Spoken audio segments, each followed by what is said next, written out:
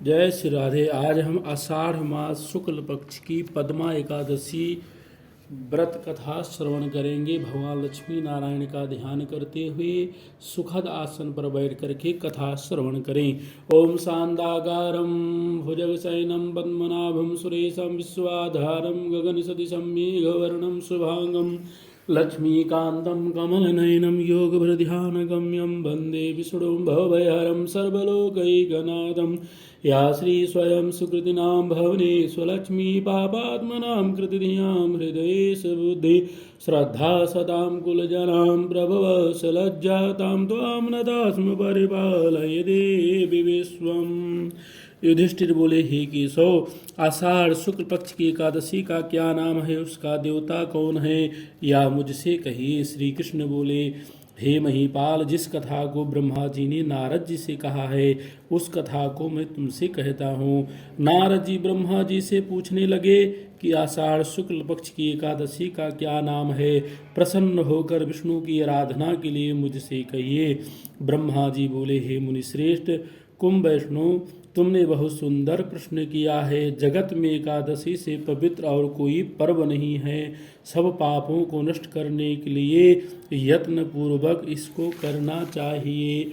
इसलिए शुक्ल पक्ष की एकादशी का व्रत मैं तुमसे कहूँगा।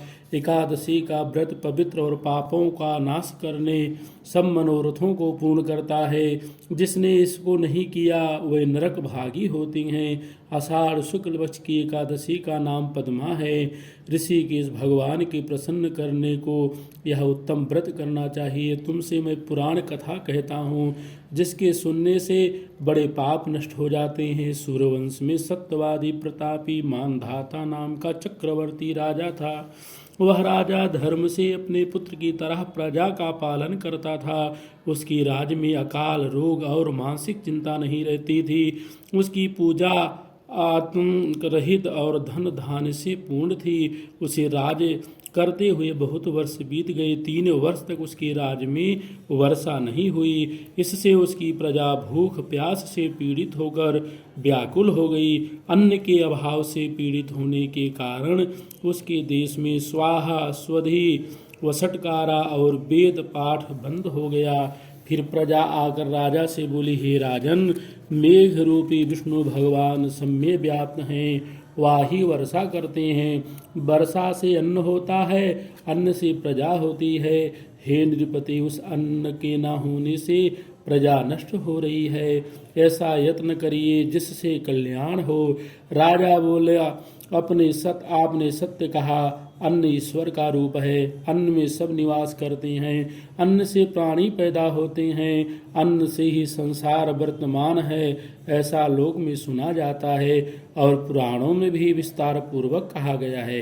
राजा के अधर्म से प्रजा को दुख मिलता है। मैंने बुद्धि से विचार करते हुए अपना कोई दोष नहीं देखा, तथापि मैं प्रजा के हित के लिए यत्न करूंगा। ऐसा विचार करके राजा ने कुछ सेना साथ में ले ली। ब्रह्मा जी को प्रणाम करके गहन वन में चले गए। तपस्वी मुनीश्वरों के आश्रम में विचरने लगे। राजा ने ब्रह्मा के पुत्र अंगिरा ऋषि को देखा, जिनके तेज से दिशाओं में प्रकाश हो रहा था, जो से ब्रह्मा की तरह मालूम होते थे। उनको देखकर जितेंद्रिय राजा प्रसन्न हुआ और सवारी से उतरकर हाथ जोड़कर चरणों में प्रणाम किए। ऋषि ने आशीर्वाद देकर राज्य के 7 अंगों की कुशल पूछी। फिर मुनि ने राजा के आने का कारण पूछा। राजा ने अपनी कुशल और आने का कारण सुनाया। राजा बोला कि मैंने धर्म से पृथ्वी का पालन किया है, परंतु मेरे राज्य में वर्षा नहीं हुई। इसका कारण मैं नहीं जानता। इस संदेह को दूर करने के लिए मैं आपके पास आया हूँ। शांति और कल्याण की विधि से प्रजा के सुख का उपाय करिए। ऋषि बोले, राजन, यह सतयुग सब युगों में उत्तम है। इस युग में मनुष्य ब्रह्म ज्ञानी है। इसमें धर्म के 4 चरण वर्तमान हैं। इस युग में ब्राह्मणों के सिवा और कोई तपस्या नहीं करते। हे राजेंद्र, तुम्हारे देश में शूद्र तप कर रहा है। उनके अनुचित कार्य करने से वर्षा नहीं हो रही है। उनके मारने का उपाय करो जिससे दोष शांत हो। राजा बोला, तप करते हुए को बिना अपराध के मैं नहीं मारूंगा। दुख दूर करने को धर्म का उपदेश दीजिए। ऋषि बोले, हे राजन, तो ऐसा है तो एकादशी का व्रत करिए। आषाढ़ के शुक्ल पक्ष में पद्मा नाम की प्रसिद्ध एकादशी है। उनके व्रत के प्रभाव से निश्चय ही वर्षा होगी। यह सब सिद्धियों की देने वाली और सब उपद्रवों को नष्ट करने वाली है। हे नृप, तुम प्रजा और परिवार सहित इसका व्रत करो। मुनि का यह वचन सुनकर राजा अपने महल में आया और पद्मा एकादशी का व्रत किया और व्रत के करने से सारे राज्य में वर्षा हुई। भगवान की कृपा से मनुष्यों को सुख हुआ। इस कारण वह उत्तम व्रत करना चाहिए। यह मनुष्यों को सुख और मोक्ष देने वाला है। हे राजन, यह एकादशी देवशयनी कहलाती है। राज शार्दुल, भगवान को प्रसन्न करने के लिए मोक्ष की इच्छा करने वाले को देवशयनी का व्रत करना चाहिए। चातुर्मास व्रत का प्रारंभ भी इसमें किया जाता है। युधिष्ठिर बोले, हे कृष्ण, विष्णु के शयन का व्रत कैसे करना चाहिए? हे देव, कृपा करके चातुर्मास व्रत को कहिए। श्री कृष्ण बोले, विष्णु के शयन के व्रत और चातुर्मास में जो व्रत कहे हैं उनको मैं तुमसे कहूँगा, तुम सुनो। आषाढ़ शुक्ल पक्ष में जब सूर्य कर्क राशि पर आ जाए तब एकादशी के दिन जगत के स्वामी मधुसूदन भगवान को शयन करना चाहिए। जब सूर्य तुला राशि पर आ जाए तब भगवान का उत्थापन करना चाहिए। अधिक मास में भी यही विधि कही है। इसके सिवा और भगवान को न शयन करावे न उत्थापन करें। आषाढ़ के शुक्ल पक्ष में एकादशी का उपवास करके चातुर्मास के व्रतों का नियम करे। हे युधिष्ठिर, शंख चक्र गदाधारी भगवान की प्रतिमा को स्थापित करके स्नान करावे। पीताम्बर धारण कराकर श्वेत वर्ण की सैया पर स्वच्छ तकिया लगाकर श्वेत वस्त्र उड़ाकर शयन करावें। देवज्ञ ब्राह्मण द्वारा पंचामृत से स्नान करावें। सुंदर गंध लेपन करके धूप दीप और सुंदर फूलों से पूजन करें। इस मंत्र को बोलें कि हे ऋषिकेश, मैंने लक्ष्मी सहित तुम्हारा पूजन करके शयन कराया। हे देवेश, हे जनार्दन, लक्ष्मी सहित कृपा करो। हे जगन्नाथ, आपके शयन करने पर चर अचर सब संसार सो जाता है, आपके जागने पर सब संसार जागता है। हे युधिष्ठिर, इस तरह से विष्णु की प्रतिमा को स्थापित करके उसके सामने बैठकर नियमों को ग्रहण करे। प्रातः संध्यादिक सब नित्य कर्म को पूरा करके देवोत्थापिनी एकादशी तक 4 महीने का नियम ले। हे प्रभु, मेरे इन शुद्ध नियमों को निर्विघ्नता से पूर्ण करिए। इस प्रकार शुद्ध चित्त से प्रार्थना करे। मेरा भक्त स्त्री हो अथवा पुरुष, वह दातुन कुल्ला करके धर्म के लिए व्रत करे और इन नियमों का पालन करे। व्रत के प्रारंभ से 5 समय कहे गए हैं। चातुर्मास के व्रतों का आरंभ आषाढ़ में करना चाहिए। एकादशी, द्वादशी, पूर्णिमा, अष्टमी, कर्क की संक्रांति में विधि पूर्वक व्रत का प्रारंभ करें।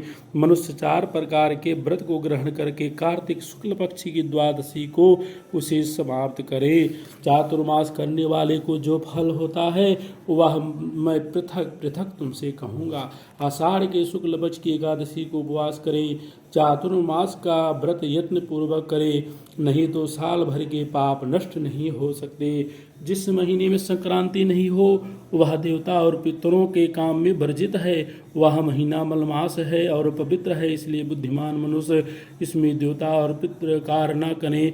जो कोई मनुष्य इस व्रत को करता है वह अंत समय में सूर्य के समान प्रकाशमान विमान में बैठकर प्रलय के समय तक विष्णु लोक में निवास करता है। जो कोई देवताओं के मंदिर में सफाई और जल छिड़कते हैं, सावधान होकर चातुर्मास का व्रत करते हैं और समाप्ति में ब्राह्मण को भोजन कराते हैं, हे विपेंद्र, वह 7 जन्म तक सत्य और धर्म में तत्पर होते हैं। जो कोई दही दूध घी शहद पूरे से चातुर्मास भगवान को स्नान कराता है उसका विष्णु के समान रूप होता है और अक्षय सुख को भोगता है। जो कोई गंध पुष्प तिल से भगवान का पूजन करके नवेद और सोने का कमल ब्राह्मण को देता है, जो कोई व्रत करने वाला चातुर्मास में नित्य पूजन करता है वह अक्षय सुख को पाता है और इंद्रलोक को जाता है। जो कोई 4 महीने तक तुलसी से भगवान की पूजा करता है और सुवर्ण की तुलसी बनाकर ब्राह्मण को देता है वह सुवर्ण के विमान में बैठकर विष्णु लोक को जाता है। जो कोई गूगल की धूप और दीपक अर्पण करता है वह सुख भोगने वाला धनवान और भाग्यशाली होता है। चातुर्मास का व्रत समाप्त होने पर धूप और दीपक का दान करना चाहिए। जो कोई कार्तिक शुक्ल पक्ष एकादशी तक पीपल अथवा विष्णु की परिक्रमा और नमस्कार करता है, जो कोई संध्या के समय ब्राह्मण और देवताओं के आंगन में दीपक जोड़ता है और नियम समाप्त होने पर स्वर्ण दीपक, वस्त्र और तेल का दान करता है, वह तेजस्वी देवता होकर विमान में बैठकर और गंधर्व अप्सरा उसकी सेवा करते हैं। जो भगवान का चरणामृत पीता है वह कष्ट से छूट जाता है, विष्णु लोक को प्राप्त होता है। जो कोई मंदिर में बैठकर तीनों समय गायत्री का 108 बार जाप करता है वह पापों में लिप्त नहीं होता है। माला, पुस्तक, कमल, कमंडल धारण किए हुए 4 मुख वाली गायत्री वेद पाठी ब्राह्मणों के घर में निवास करती हैं। सब लोगों में व्याप्त वेद त्रयी रूपी गायत्री देवी मनुष्यों को ज्ञान देती हैं। जो गायत्री जप करता है उससे व्यास जी प्रसन्न होते हैं। इसके उद्यापन में शास्त्र विहित पुस्तक का दान करना चाहिए। सब विद्याओं के समान शांति देने वाले सुंदर अक्षरों की पुस्तक मैं देता हूँ, इसलिए हे सरस्वती मेरे ऊपर प्रसन्न हो, इस प्रकार प्रार्थना करनी चाहिए। जो कोई नित्य पुराण अथवा धर्मशास्त्र को सुनता है वह पुण्यात्मा, सुखी, धनी तथा सत्य और पवित्रता से पूर्ण होता है। जो कोई स्वर्ण और वस्त्र समेत पुस्तक का दान करता है वह ज्ञानी लोक में प्रसिद्ध धर्मात्मा होता है। जो कोई शिव जी का अथवा केशव का जप करता है वह व्रत की समाप्ति में उस देवता की सुवर्ण की मूर्ति का दान करे। 5 मुख वाले बैल पर बैठने वाले, हर एक मुख में 3 नेत्र, कपाल, त्रिशूल, खड़वांगधारी, जिनके माथे पर चंद्रमा है, ऐसे सदा शिव जी हैं। आपने देवताओं के निमित्त अमृत को छोड़कर हलाहल विष को ग्रहण किया। हे प्रभु, आप रूप के देने वाले पुण्यात्मा, दोष रहित और गुणगान हैं। मैं आपकी शरण में हूँ, आप प्रसन्न हुए, इस प्रकार प्रार्थना करें। नित्य कर्म करके सूर्य को अर्घ देवें।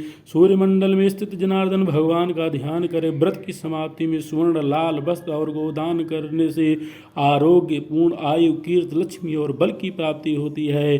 व्रत करने वाला चातुर्मास में भक्ति से व्याहृत अथवा गायत्री मंत्र से तिल का हवन करे। व्रत की समाप्ति में बुद्धिमान ब्राह्मण के लिए उसे 108 अथवा 28 तिल के भरे हुए पात्र देने चाहिए। वह कायिक, वाचिक, मानसिक सब पापों से छूट जाता है, उसको रोग नहीं होता और उत्तम संतान होती है। हे देव, हे जगन्नाथ, हे वांछित फल देने वाले, मैं तिल का पात्र दान करूंगा, मेरे पाप को नष्ट करिए, इस प्रकार प्रार्थना करें। जो सावधान होकर चातुर्मास में अन्न का होम करे तो व्रत की समाप्ति में वस्त्र अथवा सुवर्ण घी का कलश दान करना चाहिए। ऐसा करने से आरोग्य, विशेष कांति, पुत्र, सौभाग्य और धन प्राप्त होता है। शत्रु की हानि होती है और ब्रह्मा के समान हो जाता है। जो कोई पीपल की सेवा करके समाप्ति में वस्त्र का दान करता है वह सब पापों से छूटकर विष्णु का भक्त होता है। जो ब्राह्मणों को स्वर्ण देता है उसको रोग नहीं होता। जो तुलसी को धारण करता है उसके सब पाप दूर हो जाते हैं और वह विष्णु लोक को प्राप्त होता है। हे पांडव, व्रत की समाप्ति में उसे ब्राह्मण भोजन कराने चाहिए।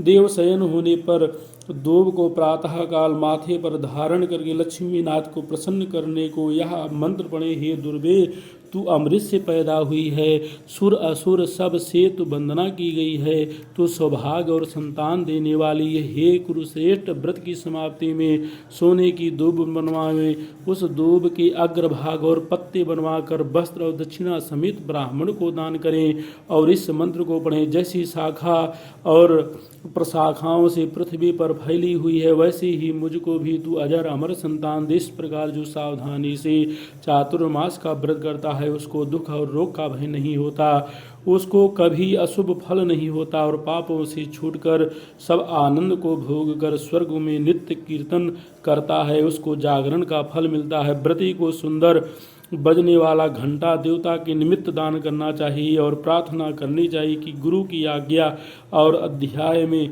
जो मैंने पढ़ा है, हे सरस्वती, हे ब्रह्माणी, हे विष्णु शिवादियों के प्रार्थित हे सुंदर मुखी, मेरे अध्ययन में जो मूर्खता हुई है उसको दूर कर तू घंटा के शब्द से प्रसन्न हो। व्रत की समाप्ति में 2 अथवा 1 दूधी गौ देनी चाहिए। हे राजेंद्र, जो शक्ति नहीं हो तो 2 वस्त्र देने चाहिए। सब वेदों के ज्ञाता ब्राह्मण को जो नित्य प्रणाम करता है वह मुक्त होकर सब पापों से छूट जाता है। जो कोई पितरों की भक्ति करता है वह अखंड सुख को पाता है। व्रत की समाप्ति में जो ब्राह्मणों को भोजन कराता है उसकी वायु और धन बढ़ता है। जो प्रातः काल संध्या करके नियम की समाप्ति में ब्राह्मण को घी का घड़ा, 2 वस्त्र, तिल और घंटा देता है वह सरस्वती के तत्व को जानकर विद्यावान होता है। जो कपिल गौ का दान करता है वह धनवान होता है। जो श्रृंगार करके कपिल गौ का दान करता है अथवा पृथ्वी देता है वह दीर्घायु प्रतापी चक्रवर्ती राजा होता है। सदा दान करने वाला मनुष्य सब दुखों से छूटकर रूपवान और भाग्यशाली होकर अखंड सुख को भोगता है। शरीर में जितने रोमांच हैं उतने वर्ष तक स्वर्ग में इंद्र की तरह बसता है। जो सूर्य अथवा गणेश को नित्य नमस्कार करता है वह आयु, आरोग्य, ऐश्वर्य और उत्तम कांति को प्राप्त होता है। गणेश जी की कृपा से उसकी इच्छा पूरी होती है। निस्संदेह सब जगत उसकी जगह उसकी विजय होती है। सिंदूर के समान लाल रंग का सुर बनवा संपूर्ण कामना सिद्ध होने के लिए उस प्रतिमा को ब्राह्मण को दे दे। हृदय, दृष्टि, सिर, मन, वचन, पैर, हाथ, घुटने इन 8 अंगों से किए हुए अष्टांग प्रणाम से जो भूमि का पूजन करता है उसको वह गति मिलती है जो 100 यज्ञ करने से भी नहीं मिलती है। जो चातुर्मास में शिव जी की प्राप्ति के लिए चांदी का दान करता है अथवा अपनी शक्ति के अनुसार नित्य तांबा दान करता है उसको शिव जी के भक्त सुंदर पुत्र मिलते हैं। नियम की समाप्ति में चांदी के बर्तन में शहद भरकर दान करना श्रेष्ठ होता है। बर्तन में गुड़ का दान करना उत्तम होता है। तांबा पुष्टिकारक और सब देवताओं को प्यारा, सबकी रक्षा करने वाला और शुभ है, इसीलिए मुझे शांति दे, इस प्रकार प्रार्थना करनी चाहिए। जो भगवान के शयन करने पर शक्ति के अनुसार स्वर्ण, तिल और 2 वस्त्र दान करता है उसके सब पाप दूर हो जाते हैं। वह इस लोक में सुख भोग कर अंत में शिवलोक को जाता है। जो कोई सोना, चांदी, तांबा, अन्न इनका नित्य दान करता है, जो कोई नित्य श्राद्ध, देव पूजा करके दक्षिणा देता है और चातुर्मास में ब्राह्मण को वस्त्र दान करता है, विष्णु भगवान मेरे ऊपर प्रसन्न हो, ऐसा कहकर जो ब्राह्मण को पूजन करके वस्त्र समेत सैया दान करता है उसको अखंड सुख मिलता है और कुबेर के समान धनी होता है। जो मनुष्य वर्षा ऋतु में गोपी चंदन देता है और देवता के शरीर में कुमकुम आदि लगाता है उससे भगवान प्रसन्न होकर भक्ति और मुक्ति देते हैं। द्वारिका में गोपियों के साथ जो कृष्ण ने जल क्रीड़ा की है वहाँ जो मृतिका है उसको मुनीश्वरों ने गोपी चंदन कहा है। वह पापों को दूर करता है।